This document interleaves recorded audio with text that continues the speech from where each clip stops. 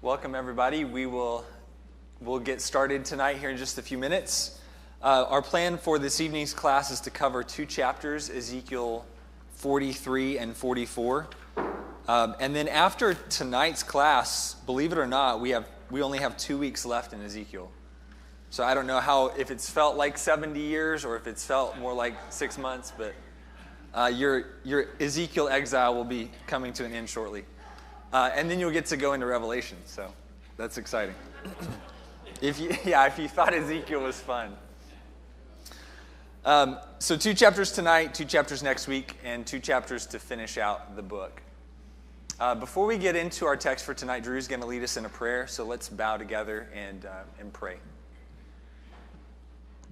Heavenly Father, we come before you now, thanking you for another day of life on this earth and the opportunity to be able to serve you and worship you. And we thank you for safe travel here tonight and the wonderful weather that we've been having this week. And we ask you to be with us now as we are studying from your word, and for us to be able to center our minds and thoughts around you, and to be able to take what we hear tonight and be able to spread to others throughout the rest of the week. And please help us do what's right in your sight. In Jesus' name we pray. Amen.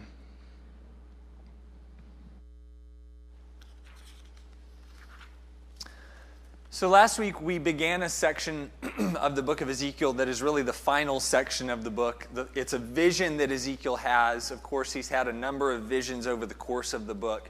This last one is by far the longest of them, from chapters 40 to 48.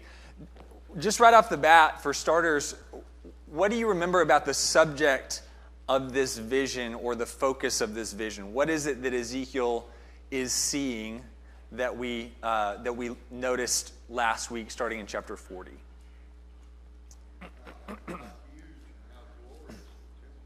Okay, so the temple, and to be more specific, the dimensions of it, the majesty of it, but also the detail of it. Very good. So last week we were introduced to this vision of the temple, which is going to continue through chapter 48.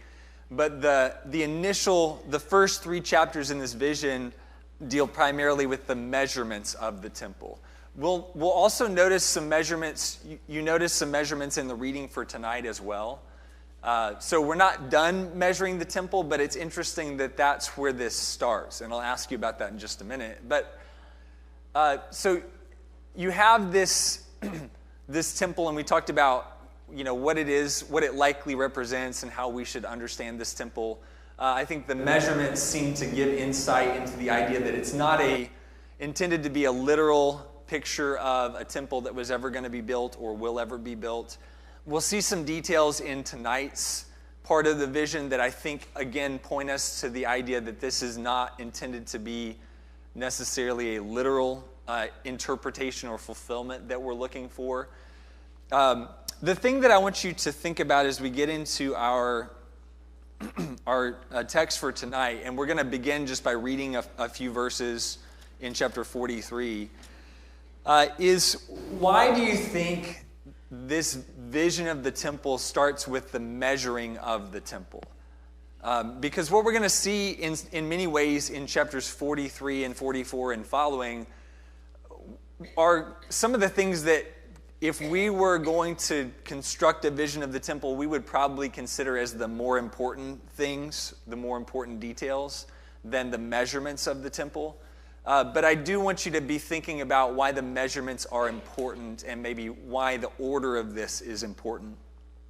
What I'd like to do is read the first 12 verses. I'm going to read this because there are some folks who are also listening on the phone and following the live stream, so it's easier for them to hear if I'm reading. But let's look at the first 12 verses of chapter 43, and then we'll open this up for some discussion. Ezekiel 43 verse 1 says, "Then he led me to the gate facing toward the east. And behold, the glory of the God of Israel was coming from the way of the east. And his voice was like the sound of many waters, and the earth shone with his glory. And it was like the appearance of the vision which I saw, like the vision which I saw when he came to destroy the city. And the visions were like the vision which I saw by the river Kibar. And I fell on my face. And the glory of the Lord came into the house by the way of the gate facing toward the east. And the Spirit lifted me up, and brought me into the inner court, and behold, the glory of the Lord filled the house. Then I heard one speaking to me from the house, while a man was standing beside me. He said to me, Son of man, this is the place of my throne, and the place of the soles of my feet, where I will dwell among the sons of Israel forever. And the house of Israel will not again defile my holy name, neither they nor their kings, by their harlotry and by the corpses of their kings when they die, by setting their threshold by my threshold, and their doorpost by my doorpost, with only the wall between me and them. And they have defiled my holy name by their abominations which they have committed, so I have consumed them in my anger. Now let them put away their harlotry and the corpses of their kings far from me, and I will dwell among them forever. As for you, Son of man, describe the temple to the house of Israel, that they may be ashamed of their iniquities, and let them measure the plan. If they are ashamed of all that they have done, make known to them the design of the house, its structure, its exits, its entrances, all its designs, all its statutes, and all its laws. And write it in their sight, so that they may observe its whole design and all its statutes and do them. This is the law of the house. Its entire area on the top of the mountain, all around, shall be most holy. Behold, this is the law of the house. Now, there's a lot in these chapters, I think, that is difficult to figure out, and I'm not going to pretend to know all of the answers and the symbolism and the meaning of these images. But the more I spend time in these chapters, the more beautiful they become, and I hope that that's the case for you. Because I think some of the things that we can take away and figure out from this are some really compelling and meaningful pictures of what God is looking for in his people, both in the exiles that would come back from Babylon and for all future generations. Now, we'll deal with the details of chapter 43, but for starters, what would you say is kind of the significant event in chapter 43 that starts the rest of the chapter, or that sets up the rest of the chapter? Yes, sir.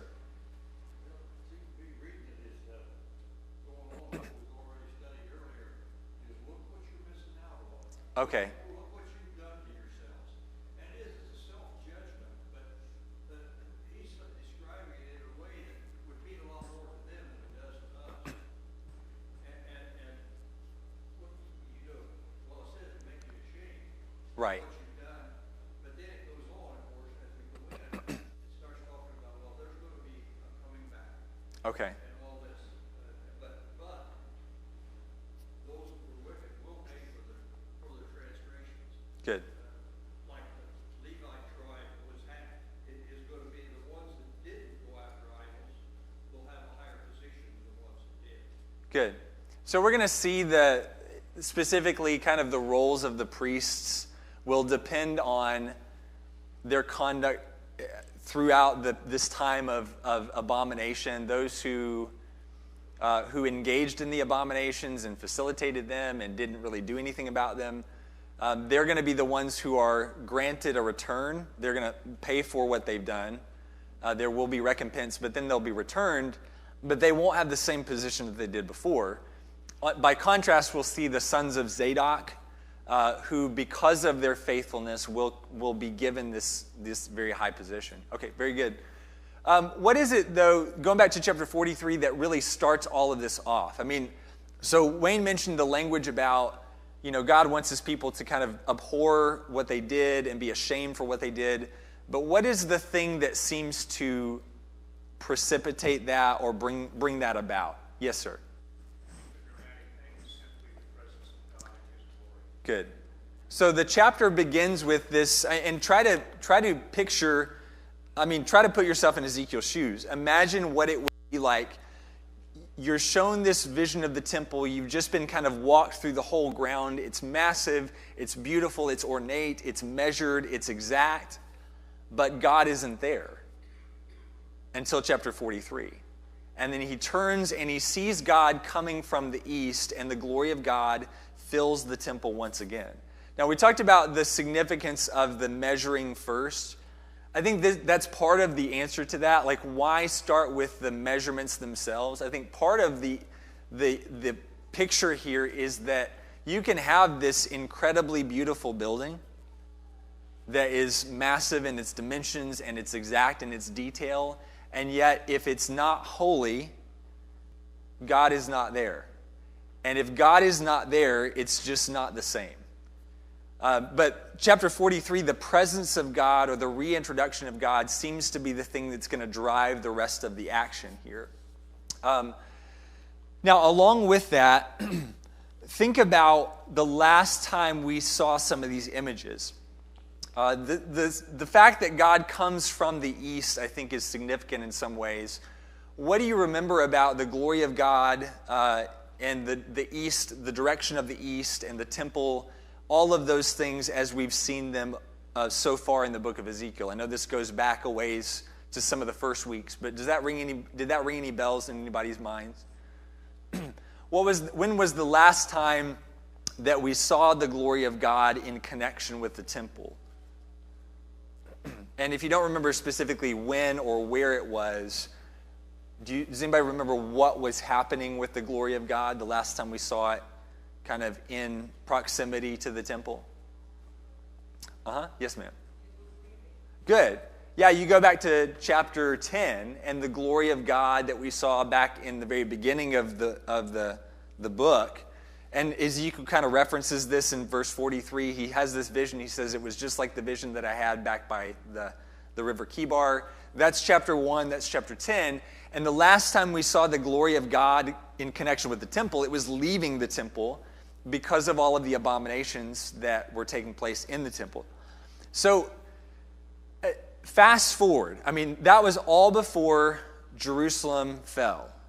So God is giving these prophecies to Ezekiel. He's saying, hey, tell the exiles, even though the temple's standing, I'm not there anymore. I'm not going to stand in Nebuchadnezzar's way. He's going to come in and take the city and take the temple. And I'm not around my people because they've defiled themselves. And God leaves Jerusalem and the city falls. Now you fast forward a number of years post-destruction of Jerusalem, and I think this is part of what we should appreciate about this vision is that imagine if you had kind of gone through that process as an exile. Your city, your hope, the place of your identity, all that's gone. And now Ezekiel comes along and says, but it's coming back. God is going to bring it back. This would be life-changing, these pictures. What's interesting, though, is that as it relates to Ezekiel's job or his role, in some ways his role is kind of becoming different now. Like before, he was sent to this group of people whose hearts were stubborn, their heads were hard, their ears were dull, and his job was basically to try to get them to wake up. Now he's being sent to these exiles who have gone through all this process that God intended to discipline them and shake them out of their idolatry and their malaise or whatever you want to call it. Now he's being sent to them again to give them pictures of this invitation that God's giving them to return and be his people once again. So Ezekiel's role is in some ways different. Maybe his audience is a little bit different. But the importance of the message is still there. The message is to call people to holiness and to call them to a certain kind of character and way of life. Now, we talked about some of the details. The glory of God comes back to the temple, and this voice starts to speak to Ezekiel, and the voice basically tells him that my people aren't going to defile this place anymore. And then verse 9, so the picture is my people aren't going to defile this place with their abominations and their idolatries anymore. And the goal was, in verse 10, to make the people ashamed of their iniquities. How do you think that would happen? If you were an Israelite or if you were an exile, a Jewish exile, how would this picture of this new temple and the glory of God coming back to it, in what ways might that make you ashamed of who you had been before, or ashamed of your past iniquities? Yes, sir. The way I try to think of it is in terms of maybe a mother that's punished a child because they've done something wrong, deserving punishment, got the punishment they deserved. Then the mother preparing the child's favorite cake, and they maybe come in the house, and it's not too long after they've been punished, and then they see something so gracious and beyond what the child might think they deserved at that moment in Right. time, and that would also make them relate. Know the relationship has continued with their mother despite the punishment, and also make them think more deeply about what they had done Good. at the same time. So kind of a couple of ideas there. Number one, the appreciation for what was there because it had been taken away. But then the realization that it was being restored and being given, and the grace was there, even though, the child in this case had done all of these egregious things. It is the kind of thing that, it's sort of that idea of, when you graciously repay somebody, it's sort of the New Testament concept of doing good to your enemies, people that hate you. You do good to them, and it pours coals of fire on them. It melts them down and makes them ashamed. And that's, I think, the idea here. God gives his grace to people who have been rebellious. He brings them out of, he lets them go through this punishment and this discipline, but it doesn't crush them. He allows them to survive that and brings them out to this place where he's offering them blessing and his presence again. And that is exactly the kind of response that he's looking for. Same thing is true for us. When we realize what God has done for us, first of all, and then the fact that at some point in our lives, all of us kind of looked at that and said, yes, I'll follow him, but along with other things. Or, some variation of this theme. But basically, we took God's offer and turned away from it or didn't appreciate it. And then this realization that because of our sin, we are lost, we're separated from him.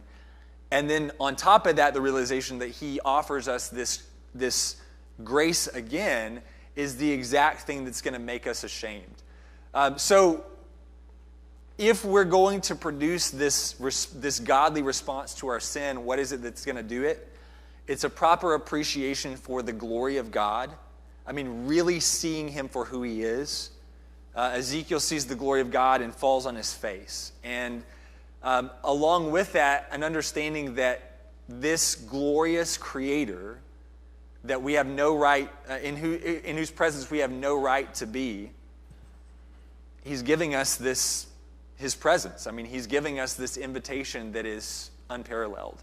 That should always produce that kind of response in our hearts. All right, other observations, questions, or comments? Anything you want to mention up to this point in chapter 43? What are some of the changes, according to this text, that God wanted to bring about in his people? What are some of the changes that would be necessary in God's people?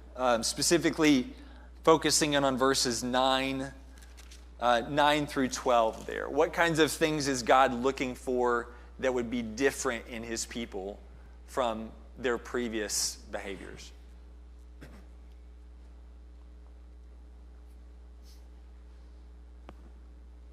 Yes, sir. Certainly their idolatry. Good. Away from God, that has to change. Good. So in verse 9, you see that idea, let them put away their harlotry. Harlotry, sexual immorality, was always connected with idolatry in the prophets. In Ezekiel, we've seen those images. So putting that away.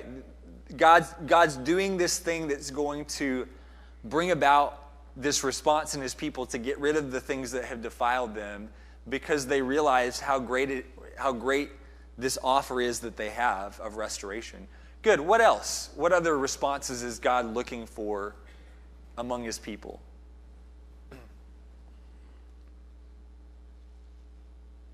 So they put away their harlotry. What else would they do?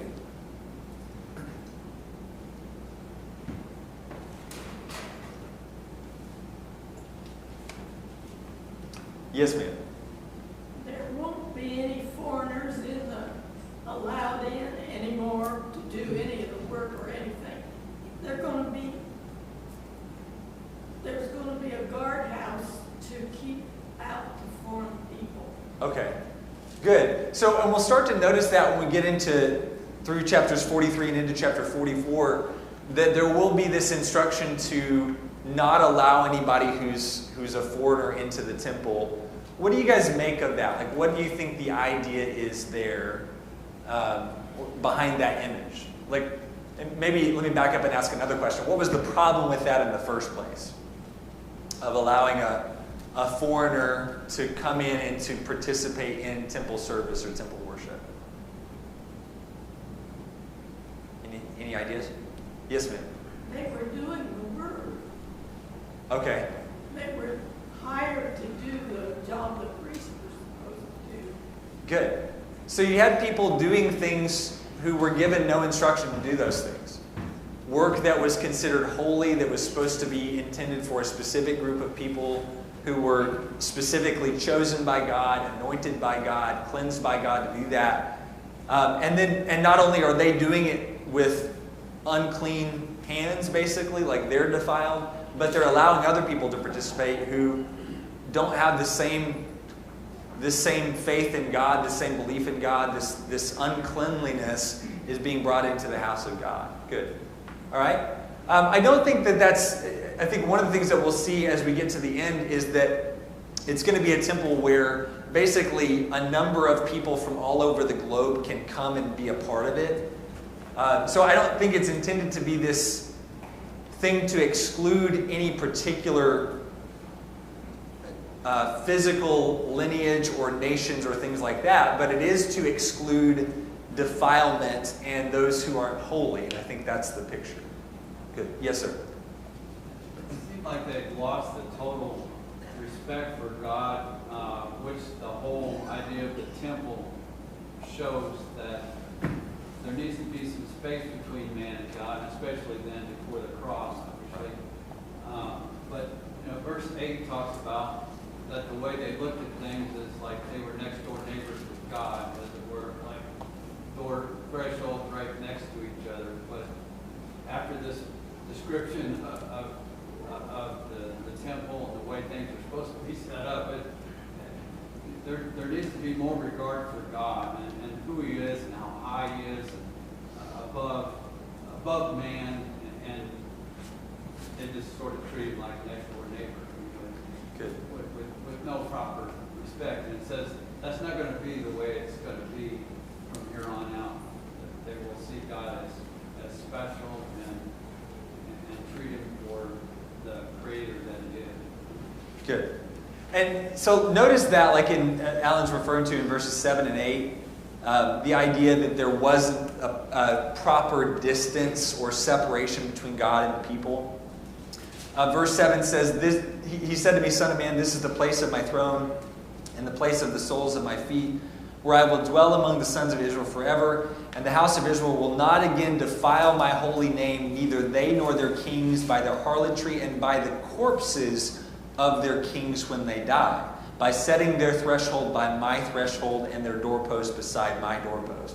So there's that closeness, that failure to recognize like Alan said, treating God like a next door neighbor, but not just treating him like a next door neighbor. It's like they're taking their trash and setting it next to their next door neighbor. I mean, it's one thing to have a next door neighbor that you have a good relationship with, but how many of you want the kind of neighbor who's going to set their trash, specifically their dead bodies, like on your property boundary, and say, here, I don't really want this close to me, so I'm going to put it as far as I can and keep it on my property, but it's really on your property. Verse 9 tells us that that's not going to happen anymore. Let them put away their harlotry and the corpses of their kings far from me. So another change that God is looking for in His people then and now is the things that have defiled them, the people in their lives that have defiled them. They're going to get rid of those. They're going to get as far away from them as they can, rather than continuing to be around these people and these things that are corrupting them and causing them to be unholy. That's got to be true of God's people at all times. Now, one other question here before we continue. Verse 11, Ezekiel is told, if the people are ashamed, if they have this response, then you are to give them additional details. What was it that would be revealed to the people who had the proper shame or the proper response? What would they be told additionally that the others would not be told?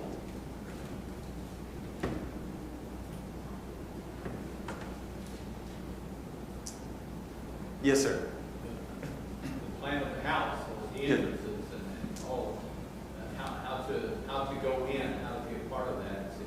Good. So the design of the house, its structure, its exits, its entrances, all its designs, all its statutes, all its laws. And I think Bruce alluded to the significance. Why would it be important that the people with proper shame would be given additional details? I think that's the idea. They're going to be told how to get in. They're going to be told where the doors are. They're going to be told the rules of the house so that they can come in and be welcome here and they can fit in and belong. Those are the kinds of people who are going to be able to have a part in this new temple. Yes, sir? And I think part of that goes back to chapter 10, and you mentioned here in 11, there's a godly sorrow. They're ashamed of their iniquities, not because they got caught, but because they knew what they did was wrong. So this is a true repentance. And so God allows it back. Okay, very good. Now, building on that, the next thing that we see in chapter 43 is another measurement of a piece of temple furniture.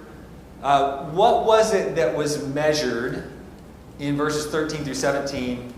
And then what happens to it starting in verse 18? So first things first, what was it that was measured in verses 13 through 17? I'll give you a hint. It was an altar. Which one? Because there were multiple altars in the temple. Yes, sir. The altar, burnt altar. Good. So the altar that you would put the animal sacrifices on. Remember, there was also an altar of incense that incense would be burned on. This is different. This is the altar that the animal sacrifices would be burned on. Remember what the animal sacrifices typically represented. There were a number of them that could be offered, but among them, offerings for sin, offerings for atonement, offerings for peace. But basically, the animal sacrifices, this altar, this was how people got back into a right relationship with God when that relationship had been strained. So there is here a picture of the possibility of atonement. I mean, imagine again what it's like being in exile and you've been driven out of the land that God promised because of your unholiness, and you've been in exile for all these years, the temple's gone. Now this picture of the temple shows up, God's glory has returned, and this altar is there that is the place of atonement, or the place where animal sacrifices would be offered. There's this possibility now that these sins can be atoned for, but something has to happen first. What has to happen to the altar in order for it to be able to be put into or brought back into use?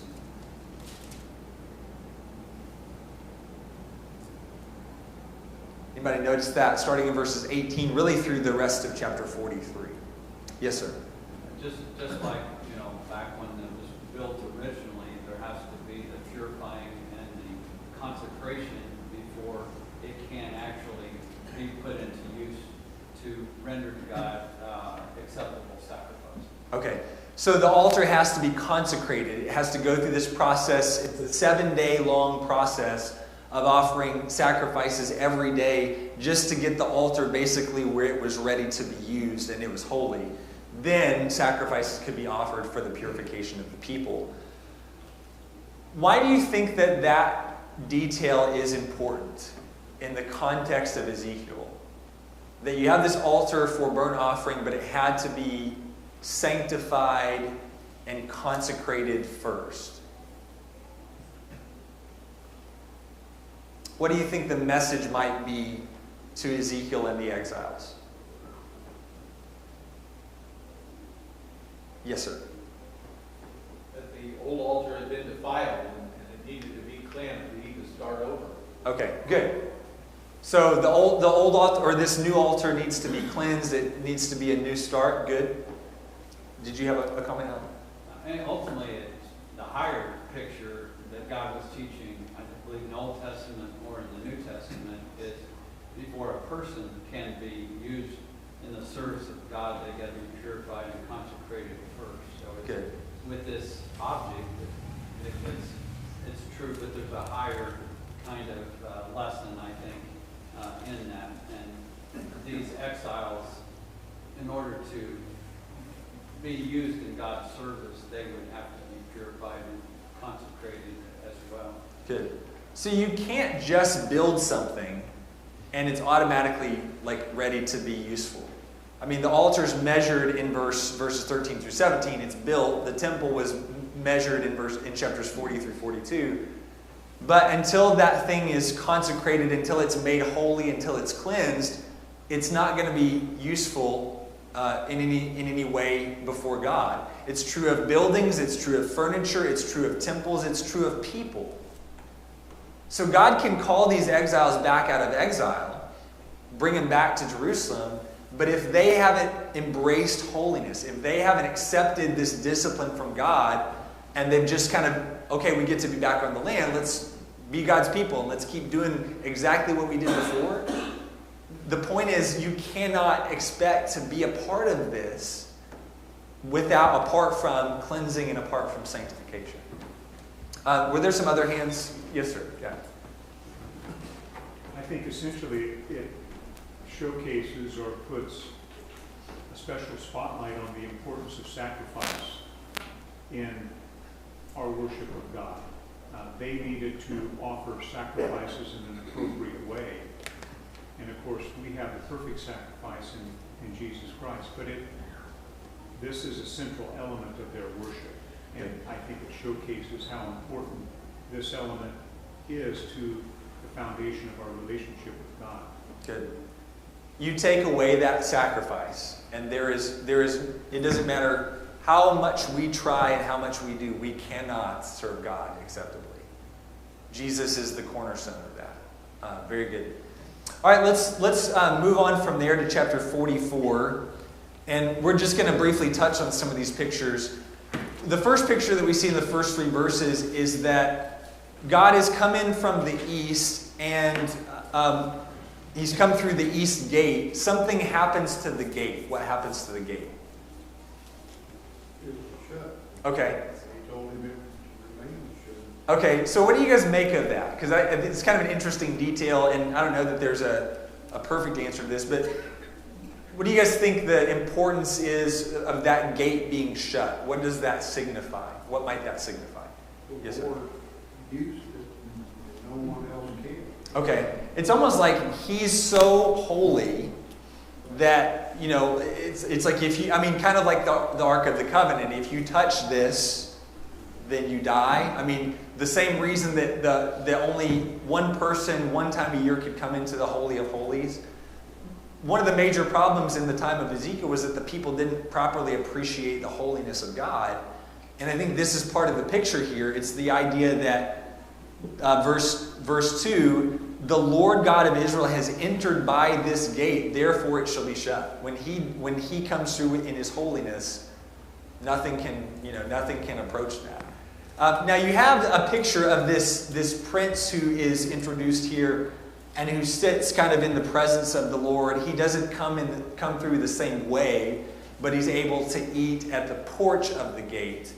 I don't think this is messianic, because later on we're going to see in chapters 45 and 46, I think it is, that the prince is going to have offerings made for him, like presumably to deal with sin. So I don't think it makes sense that this is a picture of Jesus. Maybe you have other ideas about that, and I'd be interested to hear your thoughts. But for the sake of time, I want to move ahead in chapter 44.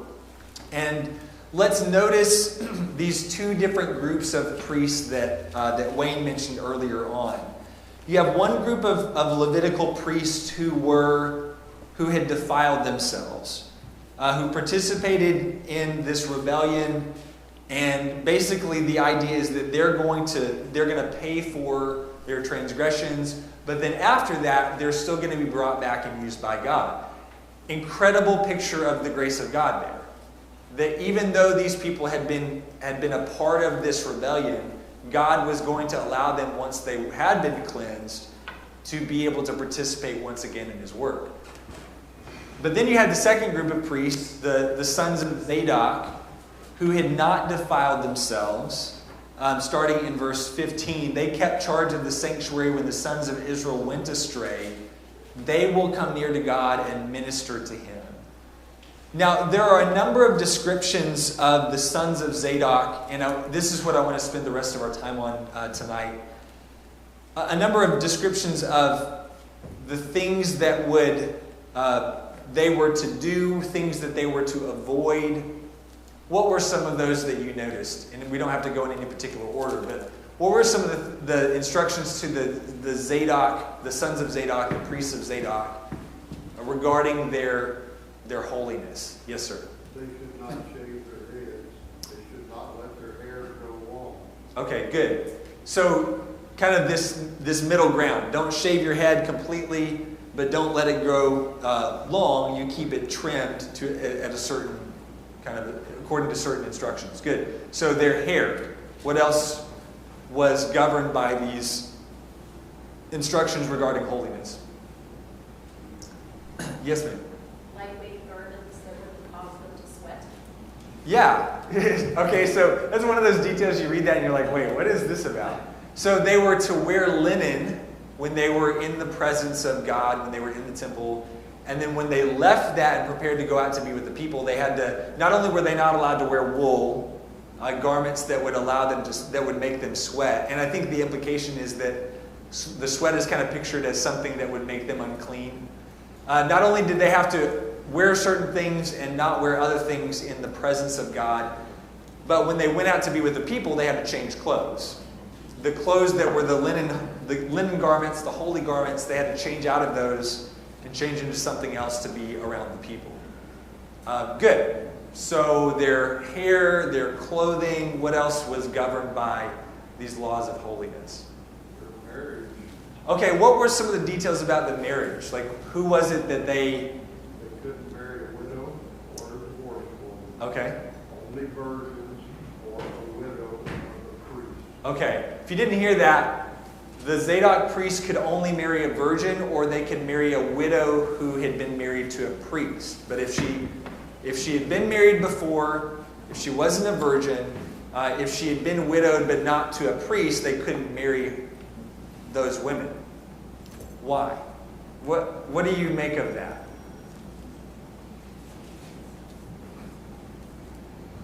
Bruce, were you gonna try to tackle that question, or was this something different? I was just adding to that. So. Okay. We'll come back to you in just a minute. Any ideas about the significance or the picture there? You really don't know who these widows have been married to. Okay. They could have been married to an unclean person. Okay. Yeah, I think that's the idea. It's in keeping with this picture of cleanliness, of holiness. Obviously, that's the idea behind a virgin, somebody who wouldn't have been sexually defiled. And with a widow who had not been married to a priest, like Dale pointed out, you wouldn't necessarily know whether that woman had been clean. If she had been married to a priest, presumably she would have had to meet the same qualifications. So the idea is that, at least in this picture, and again, let me be clear, I don't think this is like hard and fast rules for God's people today. Don't wear wool when you come to church, that sort of thing. But the idea is that even who they married could affect their cleanliness, their holiness. What else could affect it?